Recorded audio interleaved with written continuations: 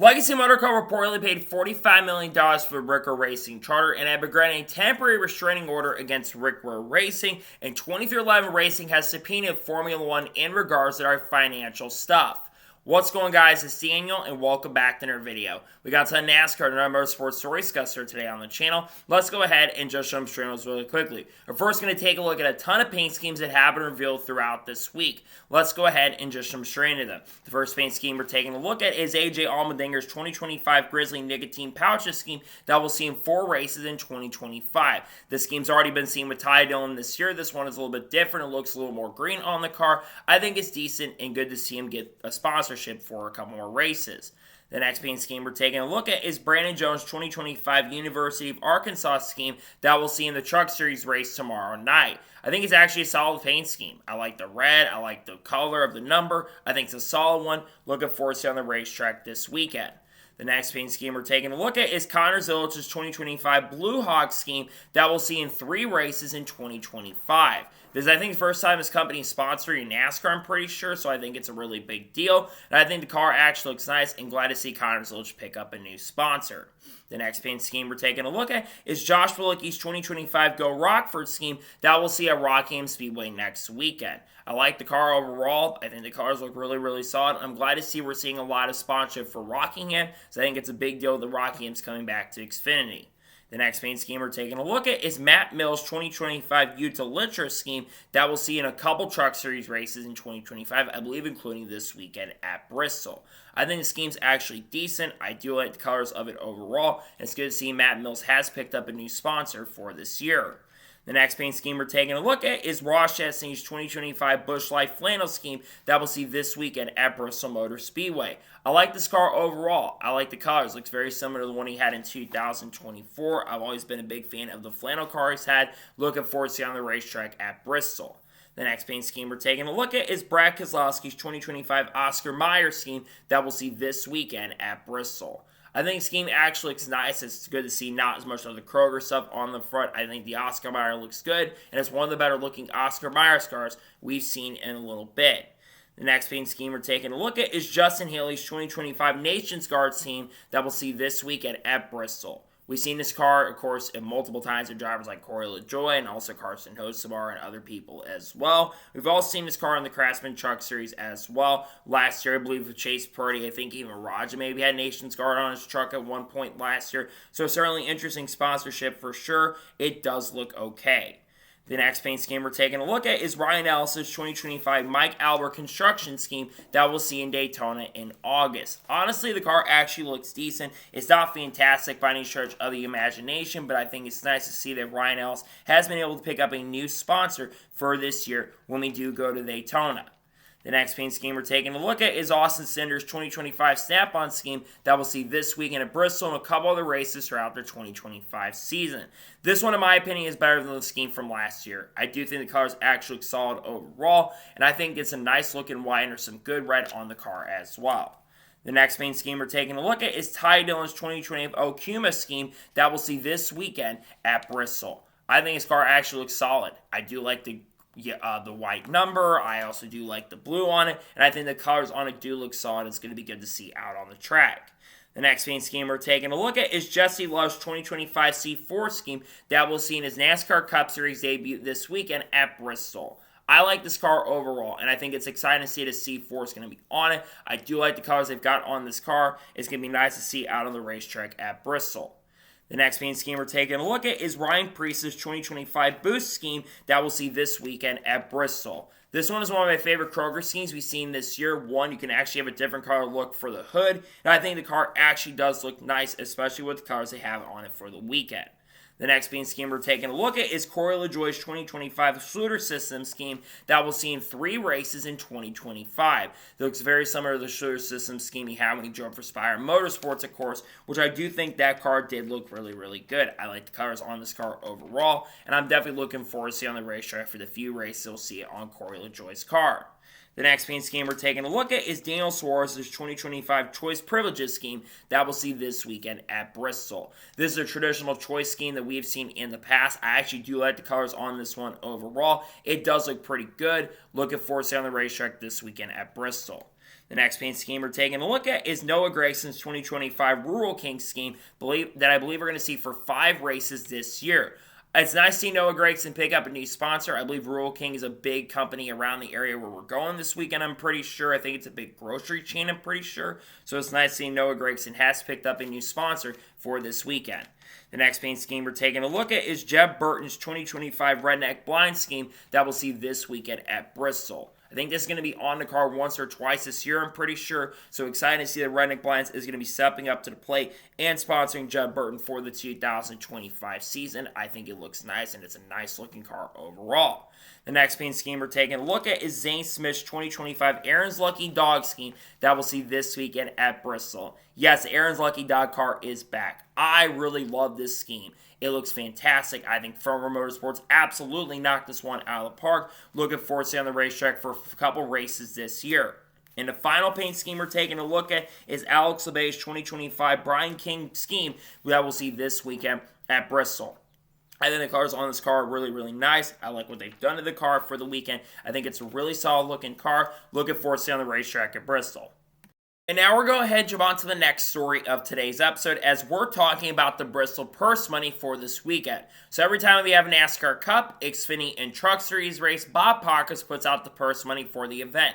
And according to Bob, for the Cup race, it's $11,055,250. For the Xfinity Series, it's $1,651,939. And for the Truck race, it's $782,900. Obviously, with the Cup Series, with the increased purse money for the revenue for this year, with the new charter deal that came out in 2025, we've been seeing more races with $10 to $11 million. Xfinity's been up a little bit this year as well, of course, with the CW deal that came out this year. And then, of course, for the Truck Series, it's a little bit down, which isn't shocking or surprising considering Truck Series, their purse money has not been good in recent years. But I think it's nice to see that at least the Cup and Xfinity Series do have some decent purse money for this weekend at Bristol. And now we're going to go ahead and jump on to the next story of today's episode as we're talking about the pole sitter. As it was reported by Trey Ryan, aka NASCAR Insights, that the pole sitter has now finished second in the last 3 Cup Series races. This is the first time it's happened since 1972. Of course, over the course of the last 3 weeks, you think about Homestead, where Alex Bowman won the pole, and he finished second. Christopher won the pole in Martinsville, then he finished second to Denny Hamlin, and then this past week at Darlington, William Byron won the pole, led over 240 laps in the race, led the first 243 laps, and then, of course, he finished second in the race to Denny Hamlin, who went on to win after having a fantastic pit stop. It's pretty crazy to see those stats continue to come up like this, and I think it's pretty wild overall that we've seen this, and we could see this potential this weekend, depending on how the racing goes at Bristol Motor Speedway. And now we're going to head on to the next story of today's episode as we're talking about Johnny Bench and Bob Kesling. As it was reported by Bob Pockrass a couple days ago on Tuesday that Johnny Bench and Bob Kesling will give the command for the NASCAR Cup Series race at Bristol Motor Speedway. Of course, with the Cincinnati Reds going to be playing at Bristol, I believe, in July or August of this year for the game at the track, you've got people who are involved in that or who are going to be involved in something like that. Plus, I believe that Ohio's kind of close to Tennessee, I'm pretty sure. So that's why they are getting involved. I hope both can do a really good job giving a command. Their foundations are both involved and I think are really nice, and that's one reason why they're getting involved with it at this point. But I think it's a big deal that they will get the chance to give the command for the NASCAR Cup Series race at Bristol on Sunday. Hopefully the weather can be good for the weekend, so both can be there to give the command on Sunday. And now we're going to head on to the next story of today's episode as we're talking about Legacy Motor Club and Hayek Motorsports. As it was reported by Trey Ryan, aka NASCAR Insights, that Legacy Motor Club and Hayek Motorsports are the only full-time NASCAR Cup Series teams without a DNF this year. You think about both these teams. Both organizations have improved from their seasons last year. Hayek Motorsports has shown some stuff. I believe Ricky Stenhouse Jr. has finished better than where he's qualified in every single race this year and is currently sitting in the top 20 in the standings. Because of that, well, you've got a Legacy Motor Club car who's sitting in the top 20 in points in 19th. Well, Eric Jones is 28th and would probably be around 23rd or 24th had it not been for the disqualification at Martinsville. Both are looking to continue to get better. I know they're not as strong as teams like 2311, Front Row even at this point, even Spire, I would say. But they're getting to that point where they both want to be there. And we'll talk about legacy in regards to the charter stuff here in just a short little bit. But I think it's a big deal nonetheless that Legacy Motor Club and Hayek Motorsports to continue to grow in the way they do. And we'll see if they can get a little bit better and not have any more DNFs going forward into the near future. And now we're going to head on to the next story of today's episode as we're talking about Smash Mouth. It was reported by Bob Pockers on Tuesday that Smash Mouth will perform a pre-race concert at Charlotte Motor Speedway for the NASCAR Xfinity Series event before the race starts. Smash Mouth, obviously a big band that had songs like Walking in the Sun and, of course, All-Star, one of the most iconic hits of the 1990s. I think it's pretty exciting to see if they're going to be doing a pre-race concert. And I think a lot of people are going to want someone a little more modern. I think if NASCAR really wants to grow their sport and grow their image going forward, they're going to have to get someone that's a little bit more modern, in my opinion. But Smash Mouth is still pretty well known, even from a lot of younger fans. So I think it makes a lot of sense why they're bringing him in to do the pre-race concert at Charlotte Motor Speedway. We'll just have to wait and see how they perform. I actually think they'll do solid, all things considered, and I think it's pretty exciting to see that they're going to get the chance and opportunity to perform a pre-race concert at the track. So I still think, even though they haven't been as big in a long time, I think it's cool they'll get the chance and opportunity to do that, and I think they'll probably do a good job with their concert. And now we're going to head on to the next story of today's episode as we're talking about Ken Schrader and Kenny Walls. As it was reported by jski.com or a couple other articles, I believe, over the course of the last couple of days, then Ken Schrader and Kenny Walls are going to be opening up the return at Rockingham Speedway next week. What this is going to be some sort of trackside-like thing that we've seen Kenny Walls and basically other people like Johnny Roberts have done, and they've even brought people back over the course of the last couple of years. It was started, of course, at Worldwide Technology Raceway back, I believe, when they returned in 2022. I was there for that, and then they eventually brought trackside back like they had on Speed. It's going to be something very similar to that. Obviously, Ken Schrader, Kenny Walls have their own show on Dirty Mo Media, and that's what it's probably going to be like, is they're going to be talking about a lot of different topics, and probably going to bring in a lot of special guests on, probably a lot of people big in the Xfinity Series and the Truck Series as well, and depending on if Cup guys do enter the race, maybe some Cup guys as well. I think it's exciting to see that Ken Schrader and Kenny Walls are doing this, actually. I think it's really big for NASCAR overall as a whole. It's a huge deal that you got Rockingham returning next week. It's a really exciting event itself. And I think it's going to be pretty fun to see that Ken Schrader, Kenny Walls will get the chance and opportunity to do their own opening at Rockingham. I think that's a pretty exciting thing overall, in my honest opinion. And now we're going to head on to the next story of today's episode as we're talking about Ryo Hirakawa. As it was reported on Sunday, I believe, by Formula One, that Ryo Hirakawa will officially become the reserve driver at the Haas F1 team starting for the remainder of the 2025 season. Ryo Hirakawa has been part of multiple organizations and teams as a reserve driver. I believe he was the reserve driver either for Ferrari or Alpine a couple of years ago, and now he's going to work with the Haas F1 team starting for the remainder of the 2025 season. This is a pretty big deal. Ryo Hirakawa is someone who I think is actually extremely talented. I think he's competed in other forms of racing, including the World Endurance Championship, I'm pretty sure, and has done some other forms of racing as well. So the guy does have a lot of talent. The problem is they're not getting rid of any of their drivers, and he's there just in case one of them do get sick. Obviously, though, the two current drivers at the team, Esteban Ocon and Ollie Behrman, I believe both of them are under multi-year contracts with Haas F1 for this year, next year as well. So he would have to wait a couple years to have the chance and opportunity to go ahead and race for them. So that's something we'll be definitely keeping our eyes out on for sure on that front. But I think it's a big deal for Ryo to get to work with the Haas F1 team. Yes, we obviously know that organization and team, they're not the fastest team out there in the world. But at the end of the day, I still think it's a pretty massive and big deal to get the chance and opportunity. I know he wants to be in Formula One. I know he wants to be racing on a full-time stint. I think he's got a good chance and opportunity here. I think that if he can continue building up his resume and continue being someone they can rely on for data, among other things, I think that could lead him having a chance and opportunity to be very, very competitive. So we'll see what happens down the road, and we'll see if Ryo Hirakawa will ever get the chance and opportunity to make some starts in Formula One. But as right now, he's become the reserve driver for the team, starting for the remainder of the season.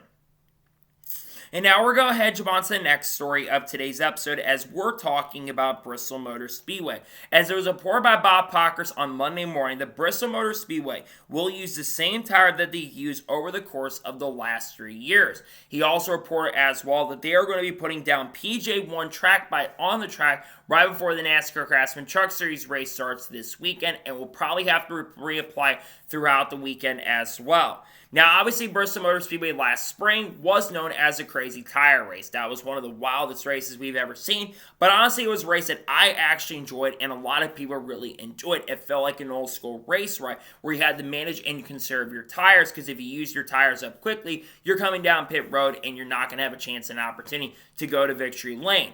Then, of course, we had the fall race with the same tire, and the race wasn't good. Kyle Larson almost led every single lap of the event. He led, I think, 463 or 464 of the 500 laps that took place, and just completely flat-out dominated the whole entire event. And now they're using the same tire once again. I am not exactly sure what kind of race we are going to get this weekend because, again, there's a lot of unknowns in how the race is actually going to be. Are we going to get that crazy tire race that we've seen?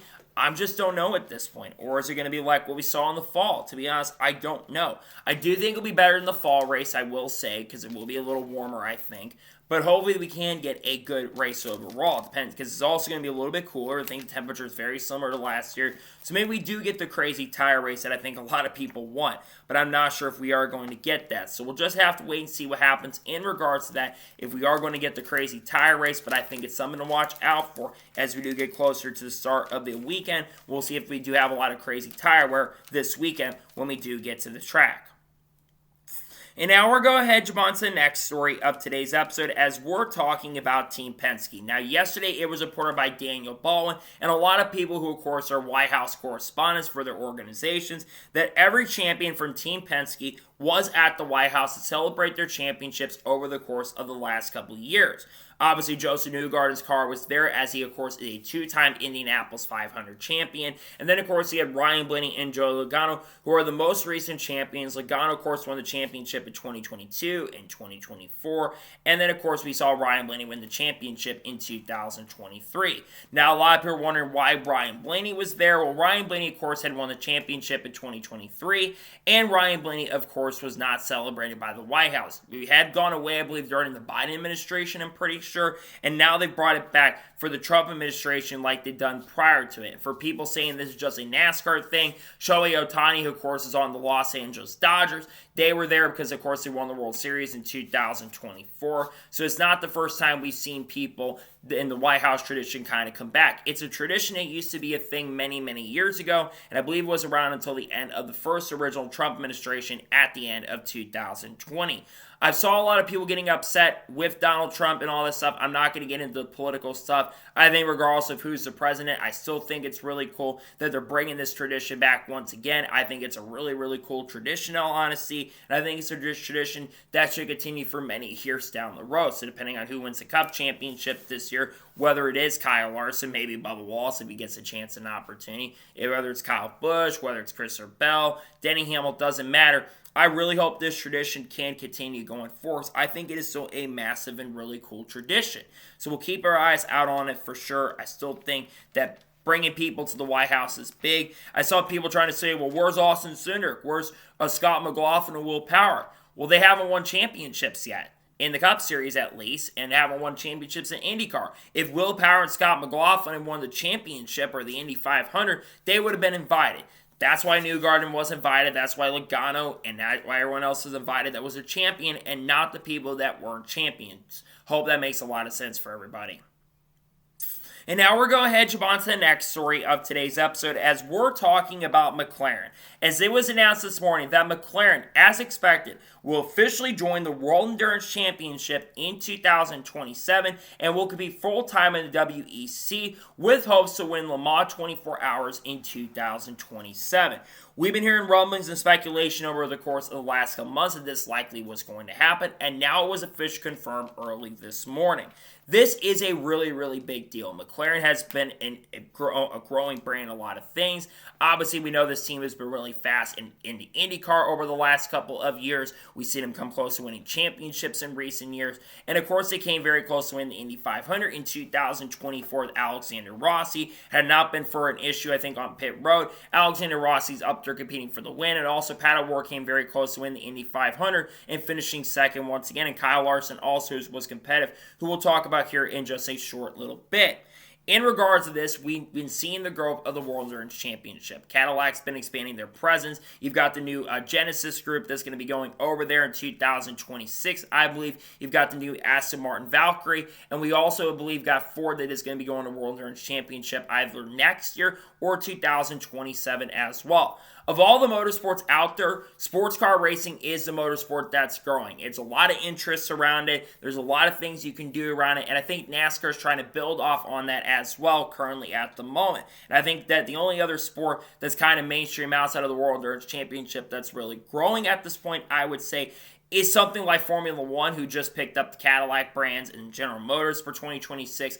And then, of course, you do have Ford that's going to be in next year in 2026. So we're just going to be intrigued to see what happens on that front. But I think it's still a big deal nonetheless that McLaren is going to the World Endurance Championship. We don't know who the drivers are at this moment, but we'll have to keep an eye on that for sure, because I do think that whoever they get for the car, I think that's going to be a pretty massive and really, really big deal. So we'll see what happens again in regards to that, and we'll see who they decide to choose for the cars, but they'll make the decision really, really soon. Maybe one of the guys at McLaren goes there, maybe see Kalamala join up, who knows at this point, but we'll figure it out as time progresses and goes on.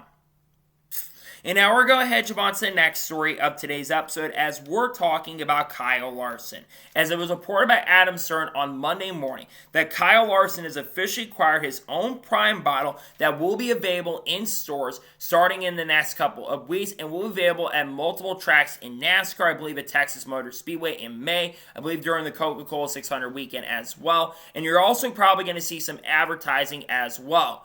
We've been wondering, since Kyle Larson has been a Prime athlete over the course of the last couple weeks. For those who don't know what Prime is owned by KSI and Logan Paul. They both own the company. A lot of big-time athletes are part of it. I believe Max Park is a part of that group. I believe Cristiano Ronaldo has been supportive of them as well. And multiple clubs like Arsenal and multiple other clubs. And I believe the Dodgers have also been very supportive of Prime as well. They are a pretty big company. And we've seen Kyle Larson have support from Prime when you look at the Instagram comments and the X comments, among other things. They have been supportive of Larson. But we haven't really seen a lot of partnership with them. And now we're finally getting a partnership. And I think this is a really, really big deal.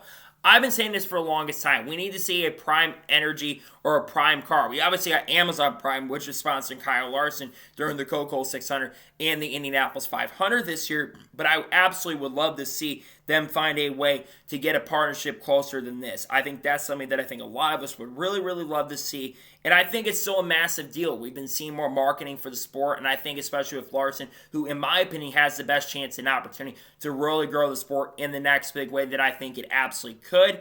I think you need to have Larson involved in that. So I think this is still a really, really big win for Larson and NASCAR as a whole. And I think it's pretty great to see that Kyle Larson and Prime are working together very closely as we do progress through the rest of the year. And I think we're going to see more of this partnership happen as time progresses and goes on.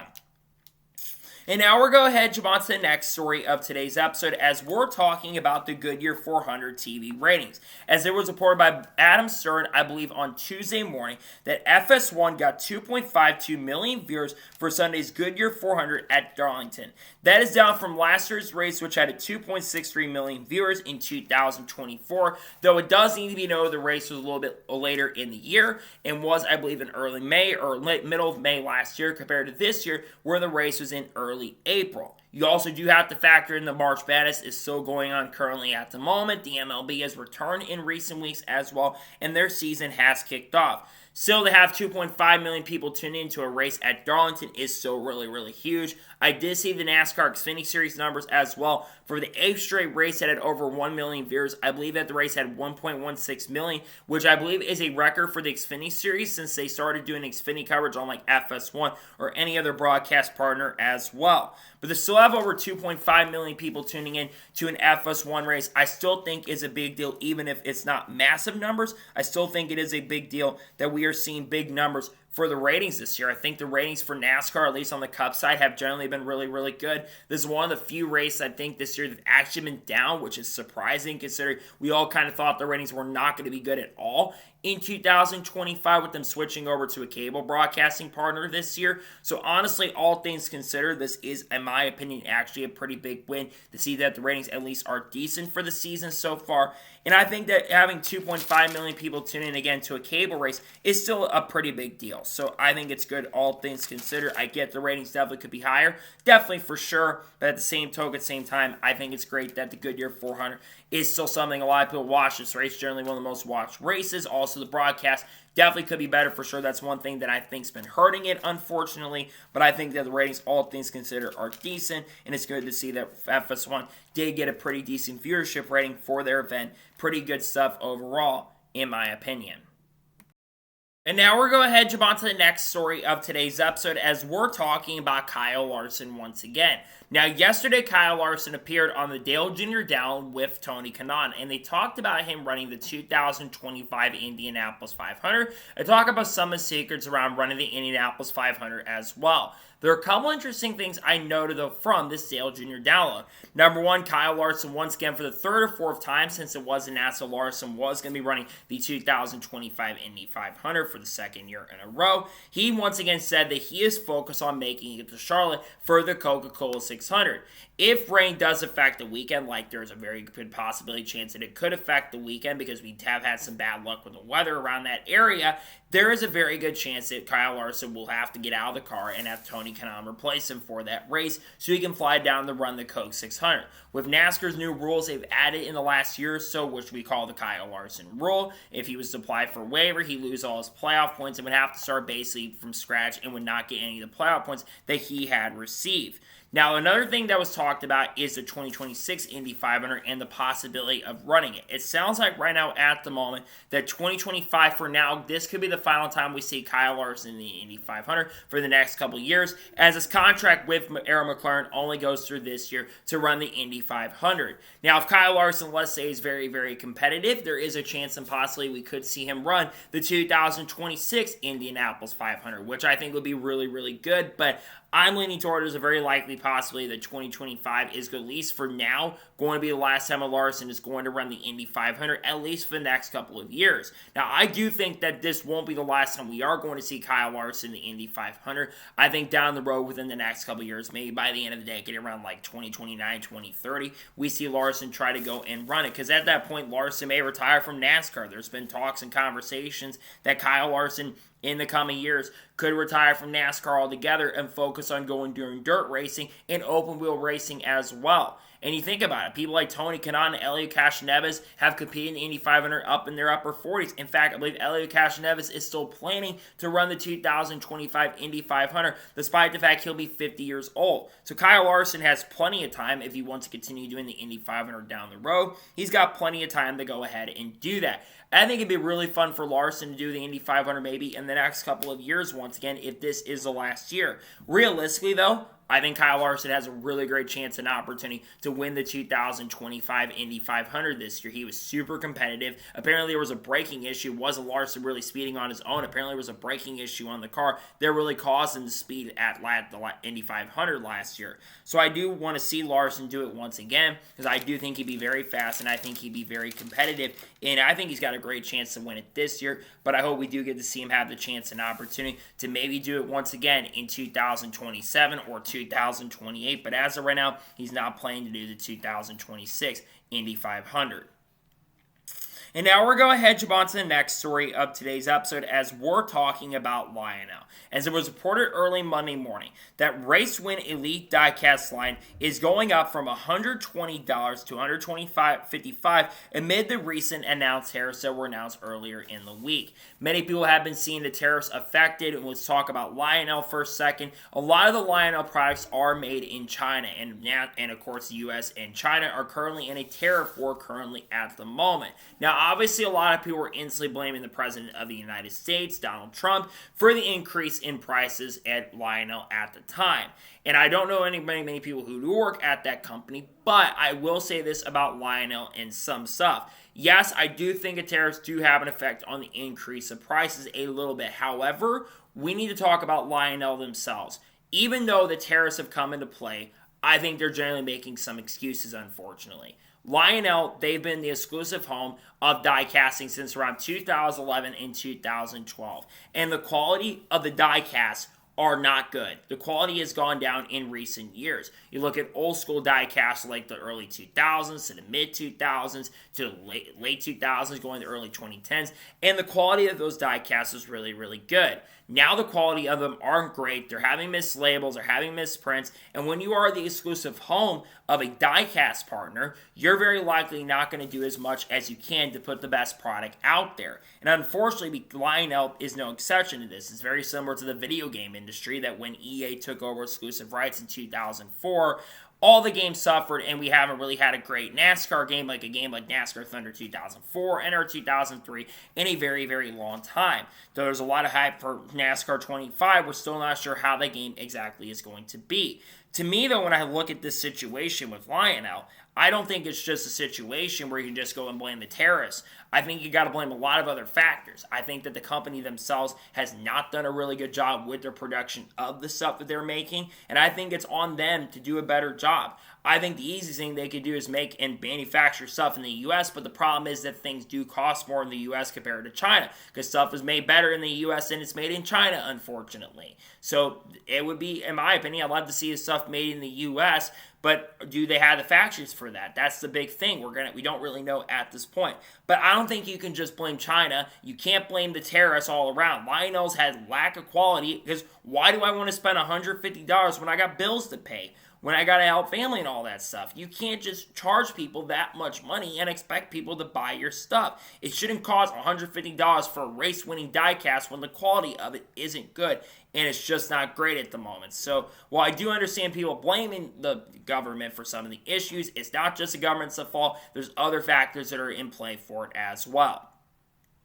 And now we're going to jump on to the next story of today's episode, as we're talking about the number 8 trademark. Now, over the last week or so, many of you have seen the stuff going on in regards to the number 8 trademark that is owned by Dale Jr. And there was a lot of confusion going on in regards to the number 8 trademark, and Dale Jr. had an explanation for what they decided to do in regards to that. And Dale Jr. gave an explanation on the most recent Dale Jr. down that had Jordan Bianchi on it. Now, Dale Jr. basically revealed that they have no plan to use the number 8 Junior Motorsports font that they have been using since 2019. Now, one thing to note is that the number 8 Junior Motorsports font was not trademarked at all. In fact, we're filing it as an extra backup just in case the DEI style number 8 would have been basically not been able to be secured. They would have had the backup Junior Motorsports 8 font that they could use. Now, this comes off the situation with Lamar Jackson, which Dale Jr. basically said he originally himself thought it was a DEI style number 8, but it turned out to not be the case. Now, this all comes from the situation with Lamar Jackson, which kind of revolved around the number 8 in the Era 8 brand. Lamar Jackson was not at the time only going after Dale Jr., was also going after Troy Aikman as well for his branding. When you take a look at the Junior Motorsports number 8 font and you compare that to the font that Lamar Jackson has, it is not even close. And the fact that Lamar Jackson and his team were thinking that Dale Jr. was using the same font and people were going to confuse it with his own branding blows my mind. And something also to note is that I think that Troy Aikman has done more significance for the NFL than Lamar Jackson's done. Well, number one, Troy Aikman has actually won Super Bowls. Lamar Jackson has not won Super Bowls. And number two, Dale Jr.'s actually got more playoff wins than Lamar Jackson's gotten playoff wins in his whole entire NFL career. And I understand Lamar Jackson's a big thing in the NFL. And again, I saw on social media as well, a lot of people were defending Dale Jr. More people were kind of clowning on Lamar Jackson for this because they're like, you don't mess with American royalty. You don't mess with this. This is just To me, it just feels really dumb and really stupid, the whole thing. I thought it was a dumb thing Lamar Jackson was doing. I'm glad to see the DEI font has been officially secured and that trademark has officially gone over to Dale Jr., which I think that's a really, really big deal. And I think a big win for Dale Jr. as a whole, because we've been wondering when he was going to get that. She basically, Teresa Earnhardt gave that up. And I think it's a huge deal to see that the number 8 trademark is officially gone over to Junior for the DEI style. They're not using the other Junior Motorsports font going forward, so that case is pretty much closed at this point, and now they can focus on trying to win races and try to compete for championships going forward, which they've got a really good chance to do that in 2025 with all 4 of their drivers, Connor Sillis, Justin Allgaier, Carson Quaffle, and Sammy Smith this year. Maybe you have a cup program down the road as well. And now we're going to head on to the next story of today's episode as we're talking about the NASCAR Mexico Series. As there's a report by Adam Stern, I believe on Tuesday, that the NASCAR Mexico Series plans to hold its first ever NASCAR race in Panama in September, amid NASCAR's plans for international growth. This is going to be the first time that they are going to have a race that I believe is a points paint event outside of Mexico. They did have that exhibition event that took place at the Los Angeles Coliseum in 2024. The last year we did race at the Coliseum. I believe it was Daniel Suarez who went on to win the event. You have big names like Andres Perez de Lora, Jorge Goders, I'm pretty sure, was in that race as well, and some other big names like Reginald Lopez and a couple other big names that are part of the NASCAR Mexico Series. But this is really, really significant because this is going to be the first time that we have seen a NASCAR Mexico race taking place in Panama. Now, when you think about Panama, Panama is not a big country when it comes to racing. But Formula One also does have ambitions currently at the moment to go to that track at this time. And we know NASCAR, and why this is such a big deal, we know NASCAR is looking to go international and go global at the moment. We've heard rumors and speculation that NASCAR at the time had been looking to go to Brazil for the Clash for 2026, whether that is a stadium, a football stadium or soccer stadium, or whether that was the Interlagos track. They were talking about that. They've also been talking about going international to other countries. We've heard rumblings about Saudi Arabia being a potential possibility as well for that new Saudi Arabian track that is going to be coming. I think it's like the Jeddah Commerce track or whatever it's going to be in like 2030 that's going to be made, and Formula One is going to be racing there at the end of this decade. That's the plan currently at the moment. But we know NASCAR's had conversations, I think, about going to Europe as well. I think that would be something that would be really, really cool. But I think you look at the international future for NASCAR. They really do want to make the international move. They want to go international, and they do want to race globally. They want to expand their global presence, and I think a lot of it is strategic. NASCAR sees the money that they're getting from the international side of things, and they think they want to expand on that front. And I think you are going to see more of that. We also know that NASCAR is expected to likely go to Canada in 2026 for the NASCAR Xfinity Series and the Truck Series. We got that report about a week or so ago from Jeff Gluck, and I believe a French-Canadian publication from Canada had reported they were in very deep talks of having races in Montreal in Canada for 2026 and then going in 2027. Could be a coincidence with Dodge also likely coming back in 2027 as well, since Dodge is really big up there in Canada at the moment. But I think that this is a really, really big deal as a whole, because you think about going to Panama for a series. This is a really, really massive thing. Panama is a country that is kind of smaller. We all know about the invasion of Panama from 1989 many years ago. But I think that you think about this and going and racing in Panama in an F13 grade circuit, which is a grade 3 circuit, which isn't like a grade 1, which grade 1 is, I think, top level, I'm pretty sure. Grade 3, I think that's a lower. I'm not exactly sure on the FIA stance on that, but I think it's still a massive deal nonetheless. That NASCAR is looking to expand their presence globally. They want to go global, and I think that it will happen down the road, where I think you'll see NASCAR continue to expand their global presence in other forms of racing. I think you're going to see them try other forms of stuff, and I think it's something that you'll have to watch for as well. So I think Panama could be a place where NASCAR goes to. They're going to the Autodromo Hermanos Rodriguez track in about 2 months from now. I think that's going to be a fun race for sure, and there's a lot of excitement around it. There's a lot of hype, and there's a lot of people that are tuning in. And NASCAR's got a big global presence, and I think they're going to continue expanding on that global presence going forward into the not-so-distant future. And now we're going to jump on to the first of two major stories in today's episode, as we're talking about the lawsuit between 2311 Racing and Front Row Motorsports and NASCAR once again, as they've actually had some pretty big updates in the last couple of weeks. Now, we obviously do know the appeal for that preliminary injunction is going to be taking place next month on May the 9th. This is in regards to the ruling on the preliminary injunction for the end of last year when it comes to the appeal between 2311 Front Row getting that preliminary injunction from Judge Kenneth Bell and not having the charters signed for the year, so they wanted that preliminary injunction so they could have everything set. NASCAR, of course, is appealing that. But we actually had a pretty big update that came out yesterday. So, according to what was reported by Toby Christie and Matt Weaver as well, 2311 Racing and Front Row Motorsports have filed a motion to the U.S. District Court with Colorado to Formula One and Liberty Media as well. And they're not just going after Formula One and Liberty Media, they've also been going after the NFL, the NBA, I believe the NHL, and the MLB as well. Now, why are they going after all these organizations? Well, they're looking at it for their antitrust claim. Of course, we know that 2311 Racing and Front Row Motorsports are suing NASCAR on antitrust claims. Now, the big one here is Formula One. And when it comes to Formula One, there are three major key pillars that they're really looking at, or five key pillars. But there's two that I was really wanting to look at here. Number one is revenue sharing.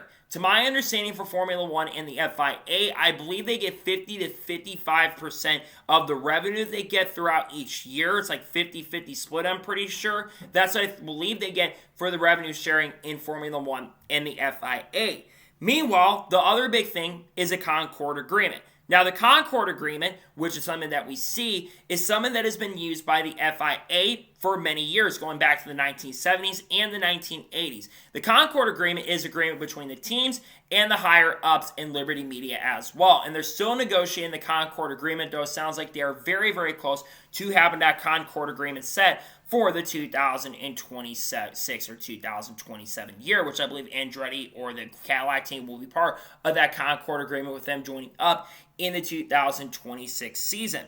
But what the Concord Agreement is, it is very similar to the Charter Agreement. It's very similar to that, where they want to spend a lot of money, right? They get a huge chunk of it. They get 50-50, I believe it's like 50-40 split or something like that, where Formula One gets some of the revenue, but the teams get a ton of revenue as well. But also the other big thing is governance in the sport. 2311 Racing and Front Row Motorsports are very, very heavy on governance and having some power at the table. The teams want to have a little bit more power. That's one thing that they are looking at. They want to have some of the revenue sharing, and they want to have a little bit more power at the table. What this tells me, and what exactly is happening here, this tells me that NASCAR is probably going to change regardless of how the outcome of this lawsuit happens. We've seen it in recent weeks. NASCAR has been restructuring itself. We got Steve Phelps, who's a commissioner. While that commissioner position doesn't hold anything currently at the moment, I would have to think, depending on what NASCAR is made to do in regards to the reactions of this lawsuit, I would have to think that they are going to have to change some of the stuff they're doing in the sport. They want to make it more like a league, a franchise model. I mean, think about this. The charters, they're like leagues, except they're not as much power. You think about Steve Phelps becoming a commissioner. We see that in leagues like the MLB, the NHL, the NFL, the NBA, you name it. All these companies do have it. And I think that NASCAR, they're trying to make NASCAR like a league where the teams do have a little more power at the table as well. Now, the NFL and the FIA and all the other companies have filed responses against 2311 Racing and Front Row Motorsports, which basically they're telling him to F off, Quinn, essentially, in the nicest way possible, because they don't want to share the media revenue. So, unfortunately, that's a little bit of an L on 2311 and Front Row's part. But I do understand what they're wanting. You think about the future. Jimmy Johnson recently was on a podcast, I believe that takes place in the UK, I'm pretty sure, which is something involved in the business of sports. Jimmy Johnson does mention that a cost cap might be coming in 2027, which Formula One, they do have a cost cap currently at the moment right now. And there's also mention of possibly other big changes that are coming, along with increase in charter prices as well. To me, when I look at this situation, this is still a really big deal with this lawsuit, because this lawsuit is going to change the sport and how business is done. And I think it could have definitely some positive. It could have some negative for sure. but there's going to be some positives. And for some saying that they're going to get rid of the charter agreement, which some probably want the charters to go away altogether, you can't do that because if you get rid of the charter agreement altogether, you're not just going to have one or two teams suing at the moment. You're going to have a lot of teams suing. You're probably going to have Hendrick Motorsports suing. You're probably going to have front 23 or left. Well, you're going to probably have teams like Junior Motorsports ever get a charter suing.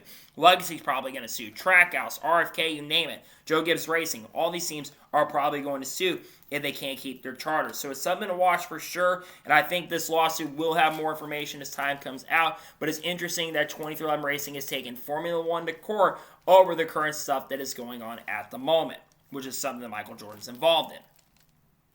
And now we're going to head jump on to the final major story of today's episode as we're talking about the Legacy Motor Club and Rick Ware Racing lawsuit once again. Now, we've had a lot of updates in regards to this lawsuit between Legacy Motor Club and Rick Ware Racing.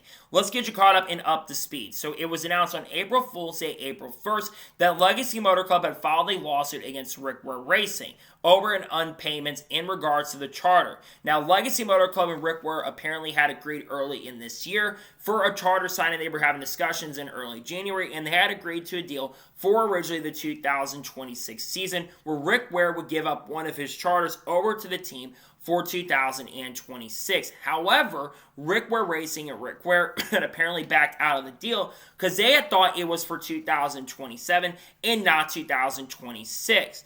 But Legacy says, no, you signed the documents we had, which marked 2026. We didn't change anything up on you. We basically agreed to it for 2026. Now, there has been a lot of information since that time that has been released coming up. The big one that was revealed was how much the charter payment was. According to Jordan Bianchi from The Athletic, who was on the most recent Dale Jr. Down a couple days ago, he revealed that Legacy Motor Club had reportedly paid $45 million for the Rick Ware Racing charter.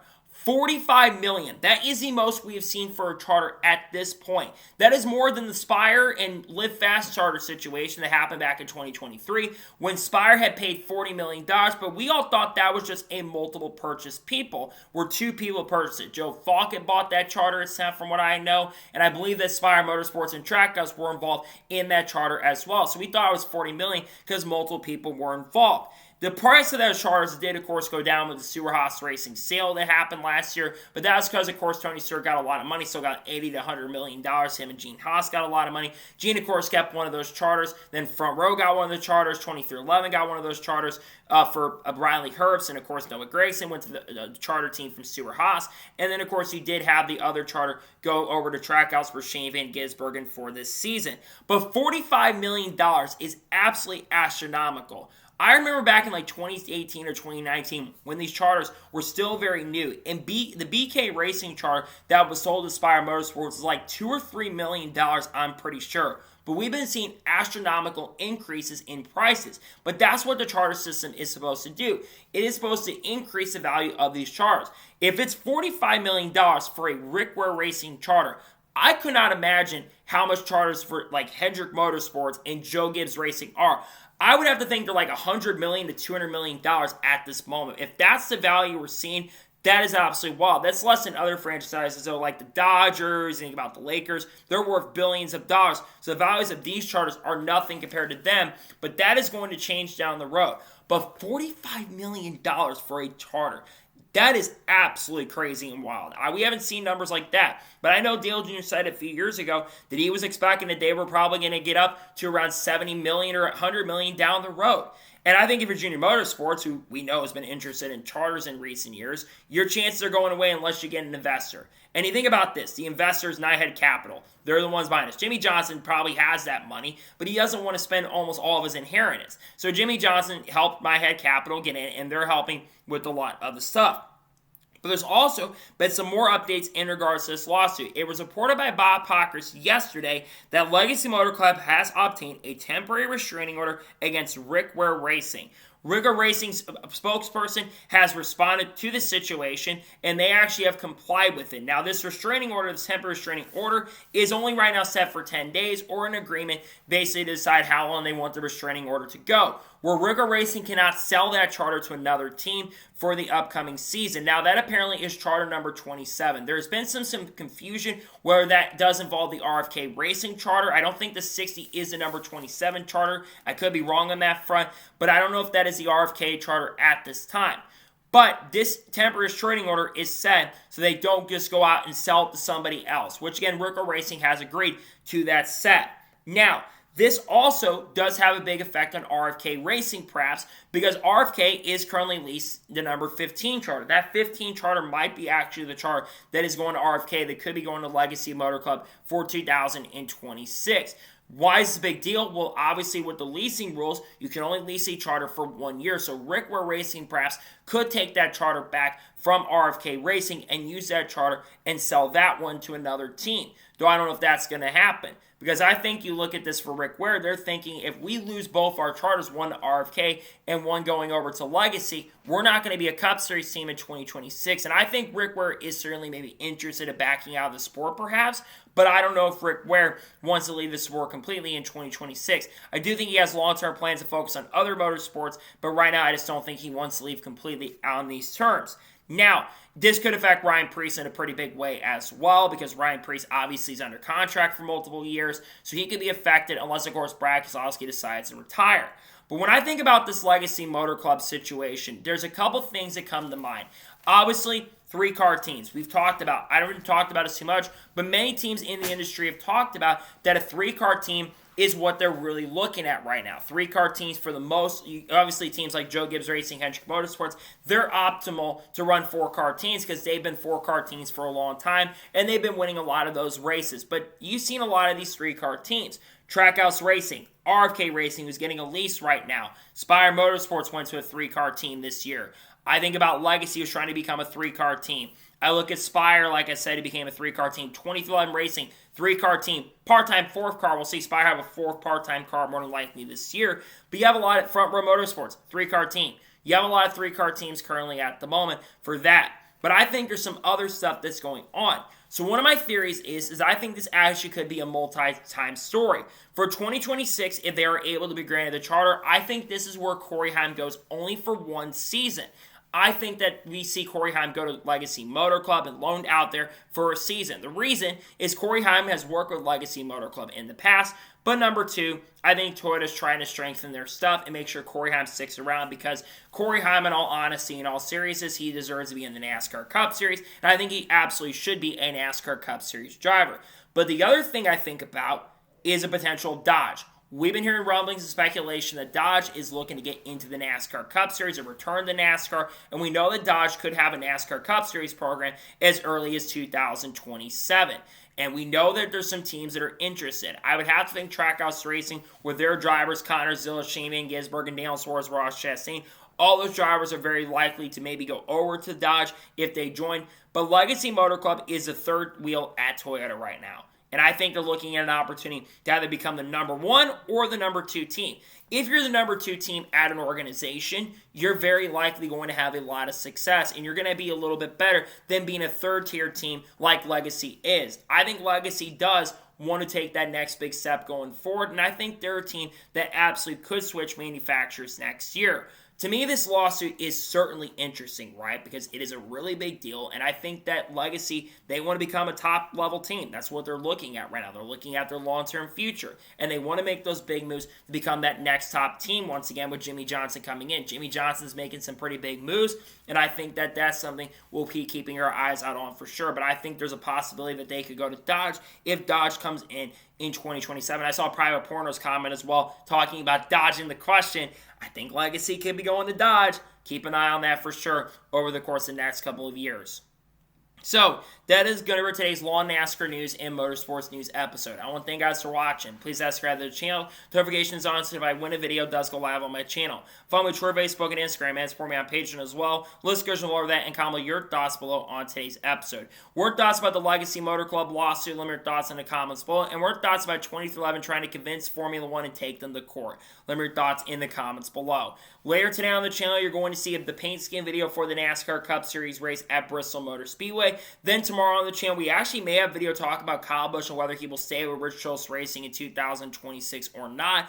And then, of course, we will talk a little bit about the Truck Series race, depending on the weather. Then this weekend, we're going to have reactions to Xfinity Series race and the Cup races from Bristol. We'll have reactions to the Xfinity race, Cup qualifying as well on Saturday. Then Sunday, we'll have reactions to the Cup race. If the Truck race gets postponed to Sunday, which it sounds like that might be the case, we'll probably do a review on that as well. We'll also have an SVG video, perhaps. We'll have content on people like Haley Dean, Shane Van Gisbergen, Carl Hartz, Kurt Busch, Kyle Busch, Connor Zillis, Junior Motorsports, Eric Almirola, Sheldon Creed, Sam Mayer, Kyle Larson, Chase Elliott, Bubba Walls, you name it, Clayton McFarland, all the good stuff we'll talk about on the channel in the coming days and weeks. So anyways, like I said, I want to thank you guys for watching today's episode, and I'll see you guys next time for more great, awesome NASCAR content and other motorsports content on the channel like this. Take care, everybody.